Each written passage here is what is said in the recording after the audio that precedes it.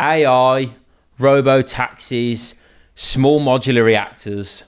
These are all going to be massive, massive innovations in the future, and we're going to be discussing them today in this episode. So keep listening to find out more.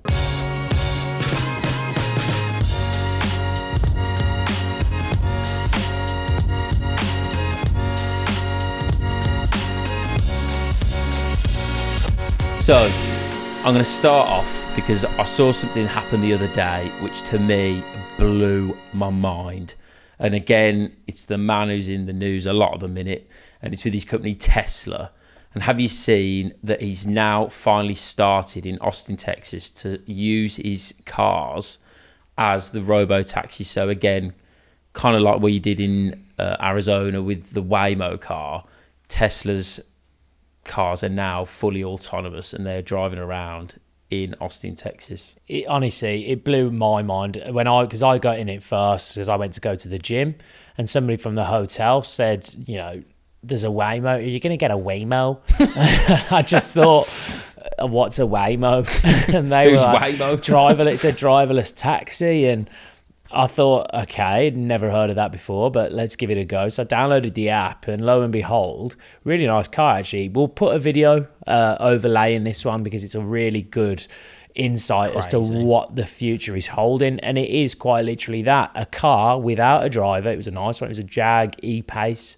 A car without a driver turns up, pulls up to the front of the hotel, notification on the app, your car has arrived, doors are open. Sit in the back seat. I think you can sit in the front passenger seat as well. Obviously, you can't sit in the driver's seat. I don't think.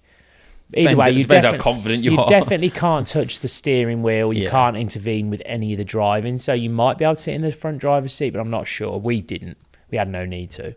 Anyway, sit in the car, pulls off, starts pulling into ongoing traffic. I'm in the passenger seat. Sorry, I'm in the rear passenger seat. No one's in the front. No one's driving the car, and I'm just watching this steering wheel turn, move in and out of traffic, indicate over, and it was a 15-minute journey across highways, different roads, lefts, rights.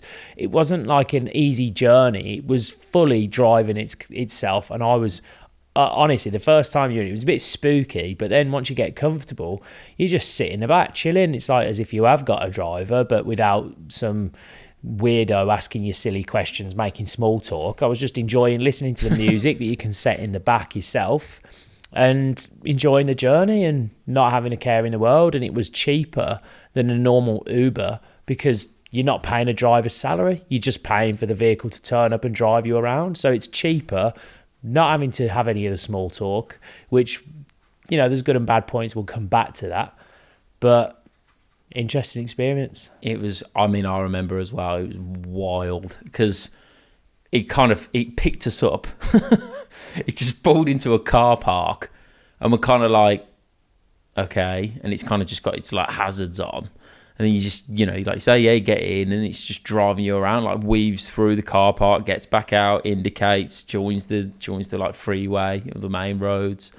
And just like that, we even got used it to get back to the airport to get our return flight back to London. And that was a good 25, 30-minute drive. I'm sure it's got to be something like that. Again, in a driverless taxi. And it's weird how much you're acclimatized to it. As quickly, I didn't think I'd be as okay as I was in that car when there's no driver and no security if something goes wrong. But you do, you just kind of think, Jesus. And going back to Tesla with it, he's been developing this driverless car system for years and years and years now. And he said that all of I think it was the Model Ys, have all got the systems in place, all the hardware to just flick a button and they'll all be driverless. So the taxis are already out there. So imagine what that does to like productivity if we're ever going to certain meetings and things like that. It just changes the entire landscape. How do you think Waymo's beaten Elon then?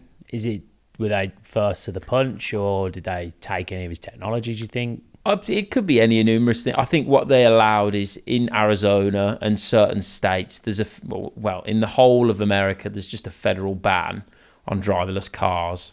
And I think some states are now starting to allow it. So I think there's partially autonomous cars that are allowed for, and Tesla does use that, but you still need a driver there, and it's kind of like that touch sensitivity thing on the steering wheel.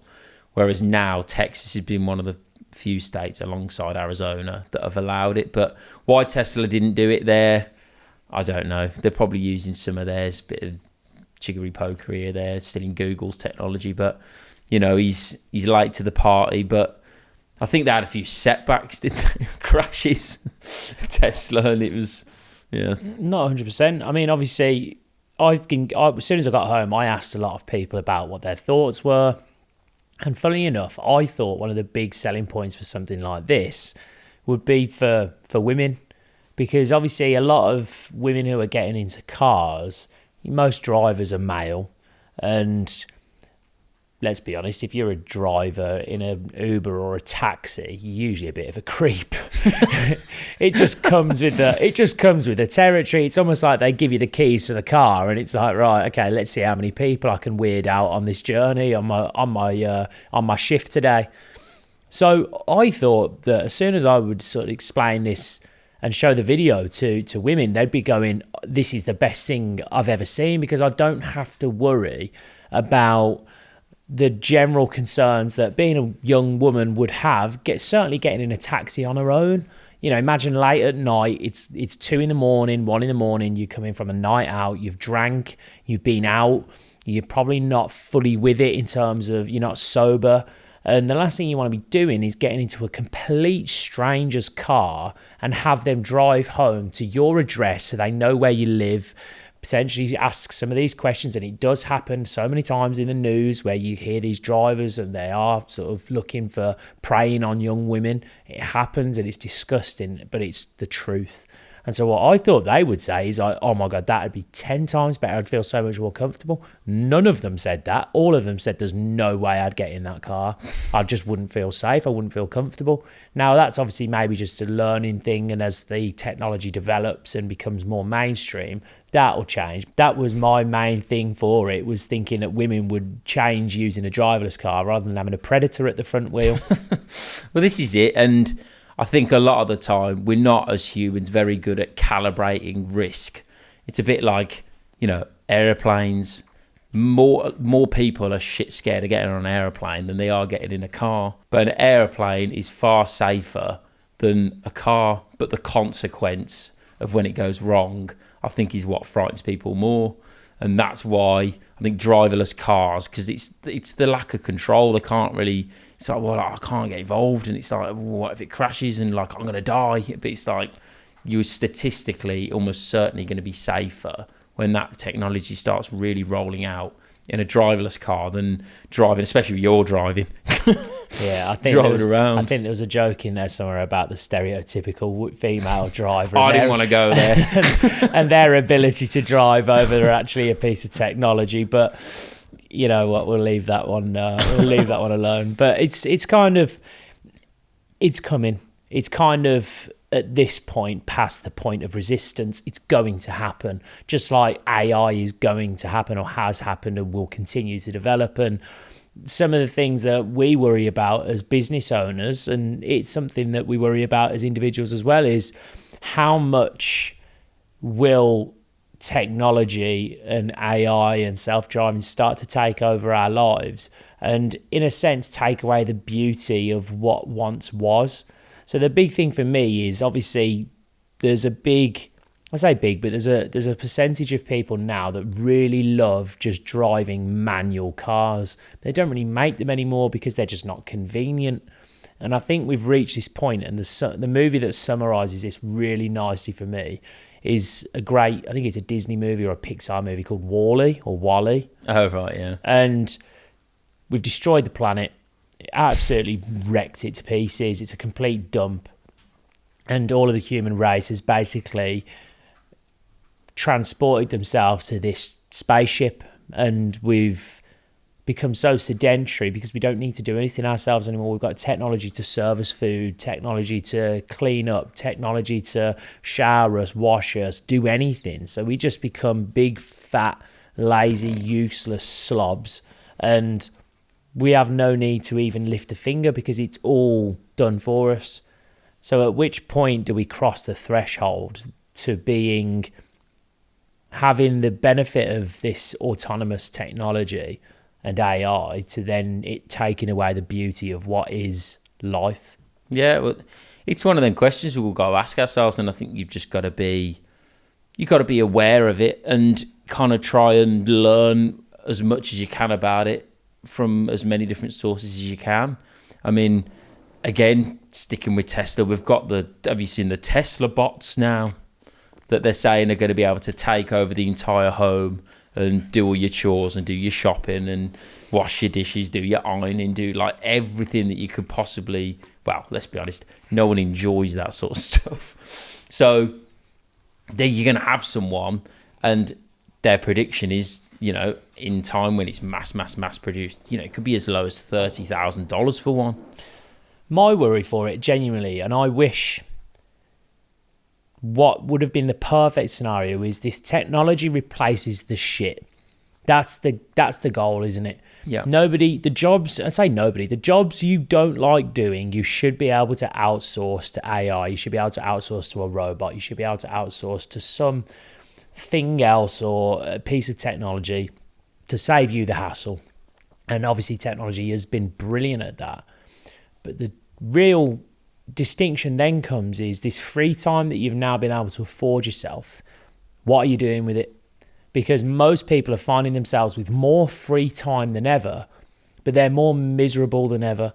And again, that free time equates to freedom. And so everyone has, by all accounts, a lot more freedom than we've ever had before. And I just feel like it's been wasted because people are wasting that time. Yeah, and this is it. Technology is meant to be helping us become happier. That's the whole point of it, really. And for, like you say, freer.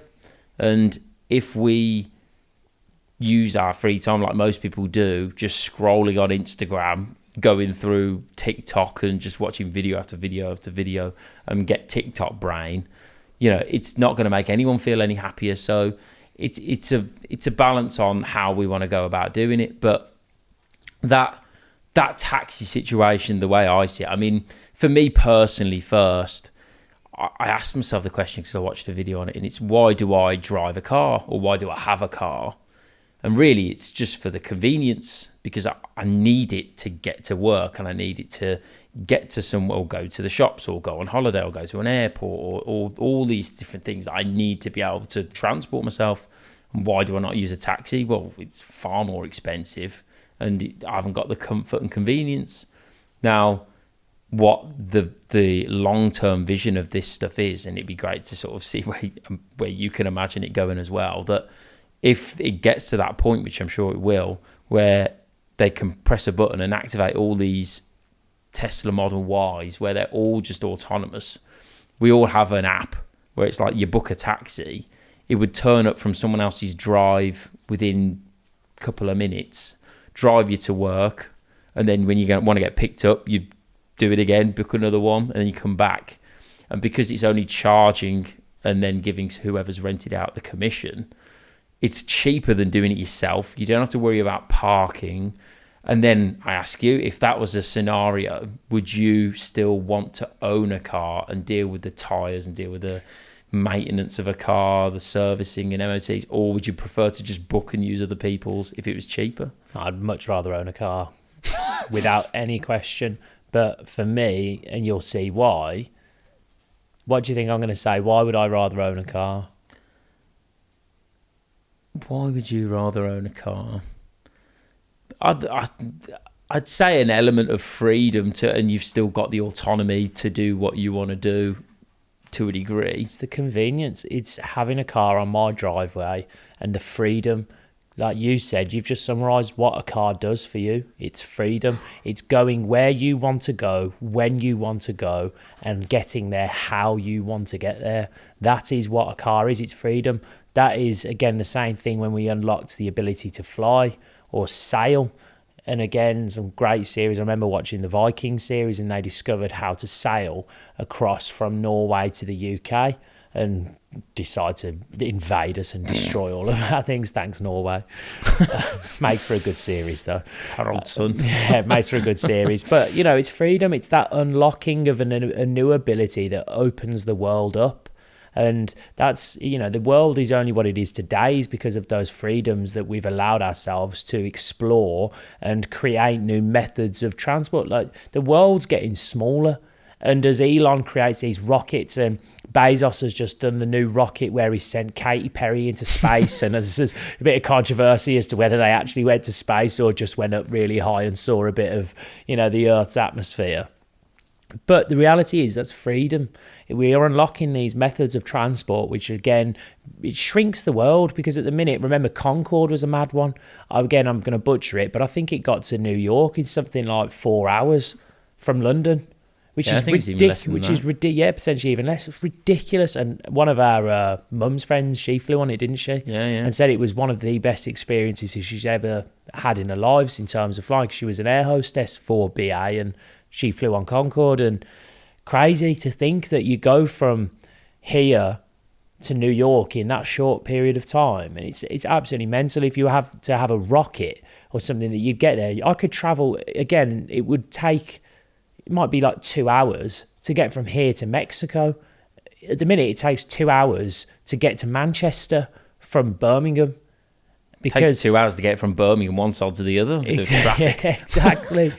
And so all this to me is freedom, and that's what a car is. So the thing that would piss me off more than anything is having to log onto an app and then book somebody else's car. I don't know the state in which it's going to turn up in. I don't know how much room it's going to have. I don't know how comfortable it's going to be. And then I've got to wait 10 minutes for it to arrive, and then it might cancel, and there's all that. So I'd rather just be able to still, as much as I would still turn on the auto driving feature from time to time, probably more often than not, so I could work and do what I want, chilled and enjoyed the journey, I would still have a car, because I'd want the freedom to be able to literally get in and go whenever I wanted, rather than having to rely on something or someone else. See, yeah, and it is still a similar element of it to me. So what I would like, or how I'd use it, is I'd have one, instead of having a car that kind of does a bit of everything, I'd want just one luxury car that I would use, say, like once or twice a week for the convenience,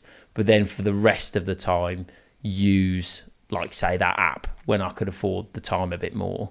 That's how I definitely use it, where you'd have just one car that you use less, that it was the car you've always dreamed of, sort of thing, and then use the taxi side.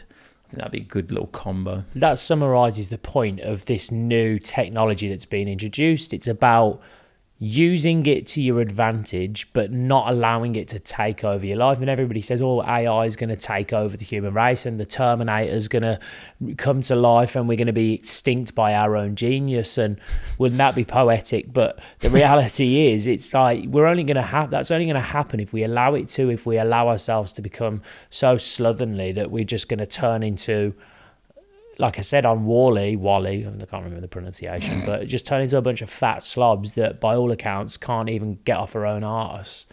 We need to be able to use the technology and use it to empower us, and then by all accounts also use the free time, use then the benefits of the freedom it gives us to our advantage, to find new ways to find fulfillment rather than just offsetting everything. And that's why, again, I know you're a big advocate for things like ChatGPT when you write in things and you come up with, and it's brilliant for a lot of things, and I've started using it.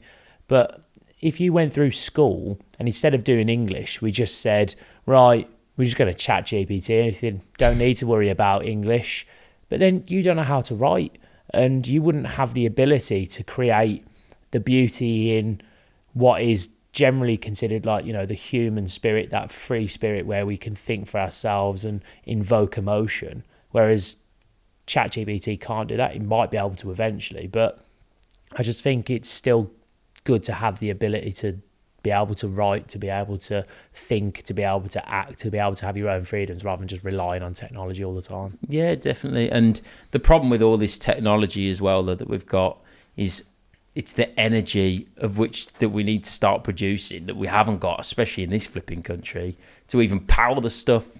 which moves on to my next kind of point, which you're gonna. I'll only skip over this one, but it's good because it's British engineering, and I'm all for it.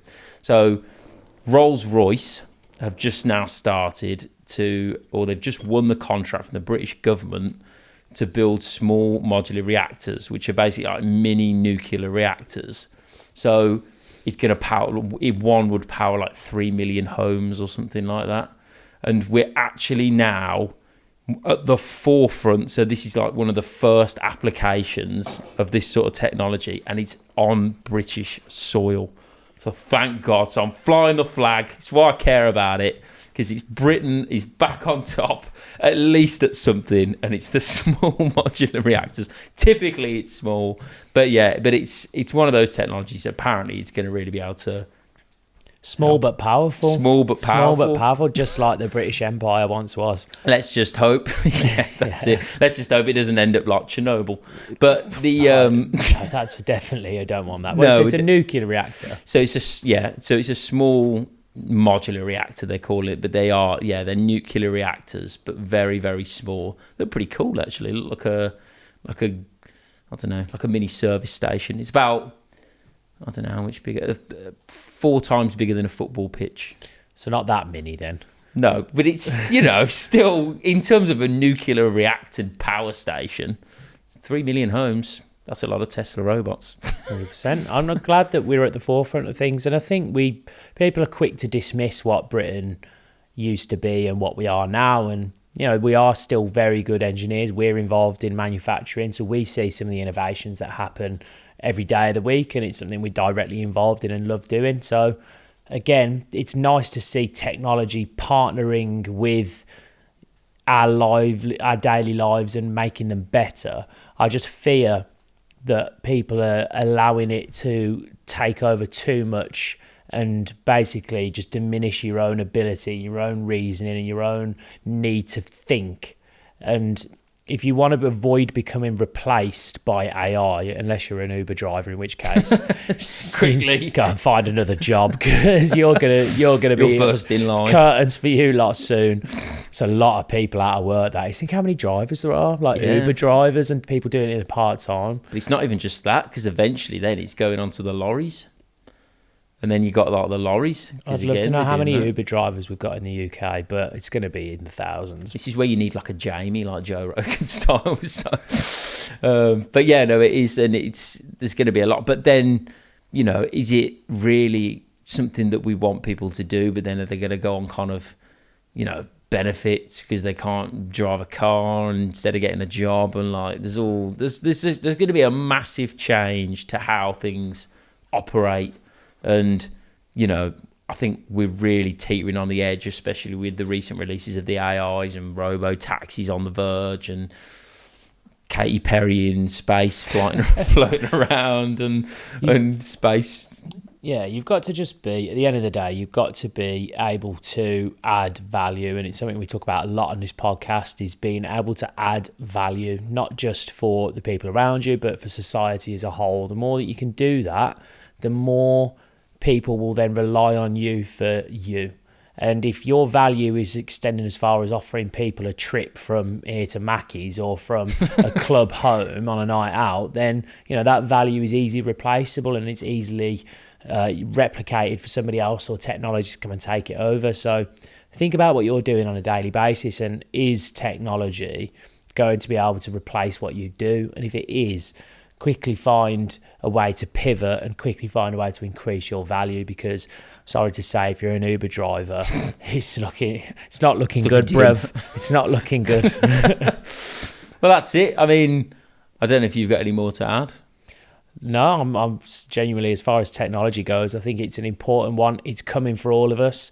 It's moving rapidly. AI is changing, and it's just a case of getting on top of it, or you're going to end up underneath it. This is it. So, I mean, whether or not it's robots, robo-taxis, small modular reactors to power the whole thing, we're in an interesting period of time at the moment, and we've really got to stay in the moment and trying to really research it, but keep aware of ourselves and not try and get stuck in the rabbit hole of just down social media. And with this extra free time, we want to try and make sure that we stay focused and still trying to push in the right direction and not get distracted by the wrong things. If you are worried though about any of the technology that's potentially coming, or you have this feeling of potential replacement in what you're doing, remember you can reach out to us.